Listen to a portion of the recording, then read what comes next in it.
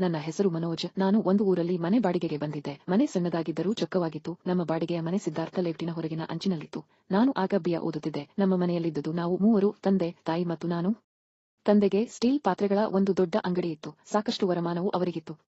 ಆದರೆ ಸ್ವಂತದ್ದೊಂದು ಮನೆ ಇರಲಿಲ್ಲ ಅಷ್ಟೇ. ನಾವಿದ್ದ ಮನೆಯ ಪಕ್ಕದಲ್ಲೇ ನಮ್ಮ ಮನೆಯ ಮಾಲೀಕರೂ ಇದ್ದರು. ಅವರ ಹೆಸರು ಮಹೇಶ್ ಅಂತ.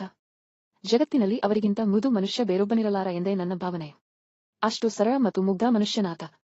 ಆತ ಗಟ್ಟಿಯಾಗಿ ಮಾತನಾಡಿದ್ದನ್ನು ನಾನೆಂದೂ ಕೇಳೇ ಇಲ್ಲ. ಹಸುಗೂಸಿನಂತಹ ಮನಸ್ಸು ಅವರದು. ಸದಾ ತಲೆ ತಗ್ಗಿಸಿ ಕೆಳಕ್ಕೆ ನೋಡಿ ನಡೆಯುವುದೇ ಅವರಿಗೆ ಅಭ್ಯಾಸವಾಗಿ ಬಿಟ್ಟಿತ್ತು. ಅವರು ಬಟ್ಟೆಯ ವ್ಯಾಪಾರಿಯಾಗಿದ್ದರು. ಅಲ್ಲದೆ 3 ಎಕರೆ ತೆಂಗಿನ ತೋಟವೂ ಅವರಿಗಿತ್ತು. ಜೊತೆಗೆ 1-5 ಮನೆಗಳನ್ನು ಬಾಡಿಗೆಗೆ ಸಹ ಬಿಟ್ಟಿದ್ದರು. ಬಾಡಿಗೆಯನ್ನು ಕೇಳಲು ಅವರು ಎಂದು ಯಾರ ಮನೆಗೂ ಹೋದವರಲ್ಲ. ಪ್ರತಿ ತಿಂಗಳ ಬಾಡಿಗೆ ಅವರ ಮನೆ ಬಾಗಿಲಿಗೆ ಬರುತ್ತಿತ್ತು. ಅವರ ವ್ಯಕ್ತಿತ್ವವನ್ನು ಬಲ್ಲವರು ಯಾರು ತಿಂಗಳ ಮನೆಯ ಬಾಡಿಗೆಯನ್ನು ತಂದು ಕೊಡಲು ಹಿಂದೆ ಮುಂದೆ ನೋಡುತ್ತಿರಲಿಲ್ಲ. ಅಷ್ಟರ ಮಟ್ಟಿಗೆ ಅವರೆಂದರೆ ಎಲ್ಲರಿಗೂ ಇಷ್ಟವಾಗಿತ್ತು. ಅವರಿಗೆ ಆಸ್ತಿ ಇತ್ತು, ಜನರಿಂದ ಒಳ್ಳೆಯ ಗೌರವ, ಆದರ ಇತ್ತು.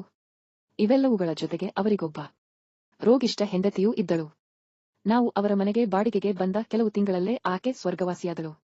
ಅವರಿಗೆ ಸಂಬಂಧಿಕರಾರೂ ಇಲ್ಲವೆಂದು ಕಾಣುತ್ತೆ. ಏಕೆಂದರೆ ಅವರ ಹೆಂಡತಿ ಸತ್ತಾಗ ಬಾಡಿಗೆಯ ಮನೆಗಳಲ್ಲಿದ್ದವರು ಮತ್ತು ಅವರನ್ನು ಬಲ್ಲವರು ಬಿಟ್ಟರೆ ಅಲ್ಲಿದ್ದುದು ಅವರ ಹೆಂಡತಿಯ ಕಡೆಯವರು ಮಾತ್ರ. ಅವರ ಸಂಬಂಧಿಕರು ಎನ್ನುವರು ಯಾರೂ ಇರಲಿಲ್ಲ. ಅವರ ಬಗ್ಗೆ ನಮಗೂ ಗೊತ್ತಿಲ್ಲ. ಯಾರೂ ಅದರ ಬಗ್ಗೆ ತಿಳಿಯಲು ಪ್ರಯತ್ನಿಸದೇ ಇದ್ದುದು ಒಂದು ಸೋಜಿಗದ ಸಂಗತಿ. ಬಹುಶಃ ಅವರು ಯಾರ ಬಳಿಯೂ ಹೆಚ್ಚು ಮಾತನಾಡದೇ ಇರುವುದೇ ಅದಕ್ಕೆ ಕಾರಣವಿರಬಹುದೇನೋ. ಇನ್ನು ಹೆಂಗಸರು ಅಂತಹ ವಿಷಯಗಳನ್ನು ಬೇಗ ಕಂಡು ಹಿಡಿಯುತ್ತಾರಾದರೂ ಅದೇಕೋ ಅವರ ಬಾಯಿಂದಲೂ ಅಂತಹ ಗುಸುಗುಸು ಹೊರಬರದಿರುವುದು ಅಚ್ಚರಿಯ ಸಂಗತಿ. ಮಹೇಶ್ ಅವರನ್ನು ನಾನು ಕರೆಯುತ್ತಿದ್ದುದು ಮಹೇಶ್ ಅಂಕಲ್ ಎಂದು. ಪಾಪ, ಹೆಂಡತಿ ಸತ್ತ ಮೇಲೆ ಮಹೇಶ್ ಅಂಕಲ್ ಏಕಾಂಗಿಯಾಗಿ ಹೋದರು. ಹೆಂಡತಿಯನ್ನು ಮರೆಯಲು ಆಗದೆ ತನ್ನವರೆಂಬವರು ಯಾರೂ ಇಲ್ಲದೆ ಅವರು ಕುಡಿತದ ಚಟಕ್ಕೆ ದಾಸರಾದರು. ಹೀಗಿದ್ದಾಗ ಮಹೇಶ್ ಅಂಕಲ್ ಒಮ್ಮೆ ಕಾಯಿಲೆ ಬಿದ್ದರು. ಅವರನ್ನು ನೋಡಿಕೊಳ್ಳಲು ಬೇರಾರೂ ಇಲ್ಲದೆ ಪಕ್ಕದ ಮನೆಯಲ್ಲಿದ್ದ ನನ್ನ ತಂದೆ ತಾಯೇ ಅವರನ್ನು ನೋಡಿಕೊಳ್ಳಬೇಕಾಯಿತು. ನನ್ನ ತಂದೆಯನ್ನು ಅವರು ಅಣ್ಣನೆಂದೇ ಕರೆಯುತ್ತಿದ್ದರು.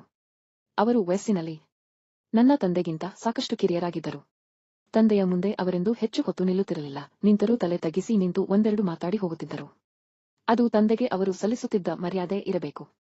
ಇಂತಹ ಸಣ್ಣ ಪ್ರಾಯದ ಮುಗ್ಧನಾದ ವ್ಯಕ್ತಿಗೆ ಇನ್ನೊಂದು ಮದುವೆ ಮಾಡಿಸಬೇಕೆಂದು ಒಮ್ಮೆ ಅಪ್ಪ ಅಮ್ಮ ಚರ್ಚಿಸಿ ನಿರ್ಧರಿಸಿದರು.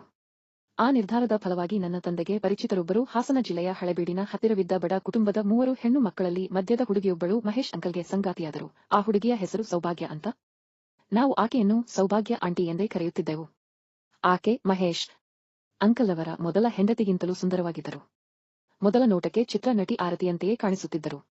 ಮೊದಲು ಈ ಮದುವೆಗೆ ಮಹೇಶ್ ಅಂಕಲ್ ಒಪ್ಪಿರಲಿಲ್ಲ. ಆದರೆ ಎಲ್ಲರ ಮಾತಿನ ಕಟ್ಟುಬಿದ್ದು ಎಲ್ಲರ ಒತ್ತಡಕ್ಕೆ ಮಣಿದು ಅವರು ಮದುವೆಯಾಗಲು ಸಮ್ಮತಿಸಿದ್ದರು. ಮದುವೆಯಾಗಿ ಮಹೇಶ್ ಅವರು ಬದಲಾಗುತ್ತಾರೆ ಎಂದು ಎಲ್ಲರೂ ನಿರೀಕ್ಷಿಸಿದ್ದರು.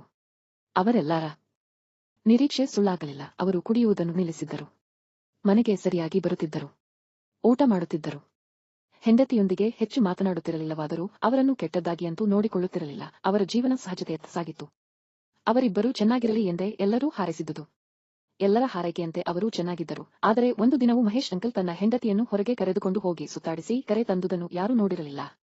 ಅದನ್ನು ಗಮನಿಸಿ ನಮ್ಮ ತಂದೆಯವರು ಒಂದು ದಿನ ತುಂಬಾ ಒತ್ತಾಯಿಸಿ ಮಹೇಶ್ ಮತ್ತು ಸೌಭಾಗ್ಯರನ್ನು ಆಗ ತಾನೇ ರಿಲೀಸ್ ಆಗಿದ್ದ ಒಪ್ಪಿ ಚಿತ್ರಕ್ಕೆ ಹೋಗುವಂತೆ ತಯಾರು ಮಾಡಿದ್ದರು.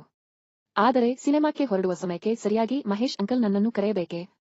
ಆಗ ತಾನೇ ರಿಲೀಸ್ ಆದ ಹೊಸ ಚಿತ್ರ ಎಲ್ಲೆಡೆ ಭರ್ಜರಿಯಾಗಿ ಓಡುತ್ತಿತ್ತು.